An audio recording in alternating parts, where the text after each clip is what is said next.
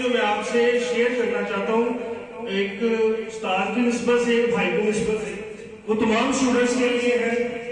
सबसे पहली बात जो मैं आपसे शेयर करने लगा हूँ ये है कि हमेशा याद रखिएगा कि जो उस्ताद आपको कोई बात बताता है ना, उस पर आप जब वालिदैन अगर ये कहते हैं ना कि सर मेरे बच्चों को समझाइएगा, देखिए आप लोग उनका डायरेक्ट खून है, तो खून की बात खून को जल्दी समझ आनी चाहिए। लेकिन होता क्या है कि उस्ताद आपके पास आता है, आपको समझाता है, आपको बताता है, फिर आपको कुछ ऐसा महसूस होता है जैसे शायद हमें कोई डांट डपट वाला माहौल मिल रहा है। मैं हमेशा एक चीज जरूर कहता हूँ कि एक गंदी मछली पूरे तालाब को गंदा कर देती है, लेकिन ये जो उम्र है ना, इसमें आपको ये लगता है कि ये तालाब बड़ा साफ सुथरा है।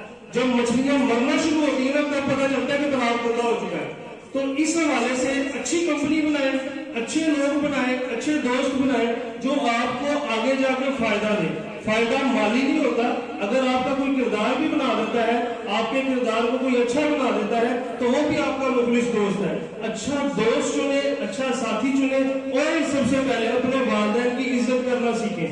अगर आपके वालिदैन आज आपसे डरते हैं तो ये आपके लिए जो बड़ी एक अलार्मिंग सिचुएशन है कि आपके वालिदैन अभी से आपसे डरना शुरू हो गए। ये बातें शायद कुछ बच्चों को तलख महसूस होगी, लेकिन ये मैं रियलिटी इस वजह से बता रहा हूँ कि बेटा आप अभी कमजोर हो, अपने आप को इतना ताकतवर ना बनाओ कि आपके वालिदैन अभी से आपके सामने कमजोर हो जाए और घुटने टेक दें। अपने आप को बेहतर बनाना है तो हर एक बंदे की नजर में अपने किरदार को, अपनी आवाज को और अपने इखलास को इतना मजबूत और इतना मीठा बना ले कि अगला बंदा आपकी तारीफ करने में मजबूर हो जाए। एक उस्ताद आप उसे सलाम ले या ना ले, उसकी इज्जत में कमी नहीं आती। आपके तमगे कम हो जाते हैं, याद रखिएगा।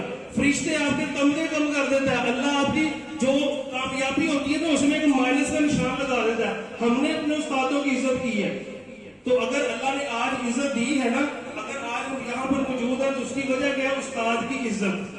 कोई उस्ताद छोटा या बड़ा नहीं होता। ये मत सोचे कि ये हम उम्र है, हमसे कद में छोटा है, हमसे कद में बड़ा है, तो इसकी इज्जत इसके कद के लिहाज से करनी है, इसकी क्वालिफिकेशन के लिहाज से करनी है। हमेशा याद रखिएगा, जैन ने बहुत अच्छी स्पीच की। अगर ये सिर्फ एक स्पीच है ना आप लोगों के लिए, फिर आप लोगों का कोई मकसद नहीं इसको सुनने का। लेकिन अगर आपके लिए कोई मैसेज है, आप लोगों के लिए कोई पैगाम है, तो इसको अपने दिमाग की उस खिड़की में बिठा ले कि जब आपकी उम्र 50 साल 60 साल भी हो जाए ना, तो उस खिड़की को खोले और आपको वो मैसेज सुनाई दे। तो उम्मीद करता हूँ कि मेरी जो बातें हैं उस पर आप लोग अमल करेंगे। बाकी कामयाबियां इंशाल्लाह आपके साथ हैं, क्योंकि हमारी दुआएं आपके साथ हैं और हमेशा हमारी दुआएं आपके साथ रहेंगी। अल्लाह ताला आपको कामयाब करे, खुश रखे, और जहां पर भी जाए अल्लाह ताला आपकी जिंदगी में सेहत में इजाफा करे। जज़ाकल्लाह।